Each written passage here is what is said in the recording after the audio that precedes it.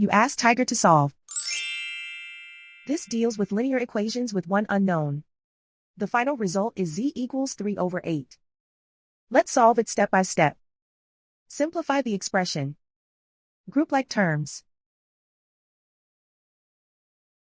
Simplify the arithmetic. Group all constants on the right side of the equation. Add 3 to both sides. Simplify the arithmetic.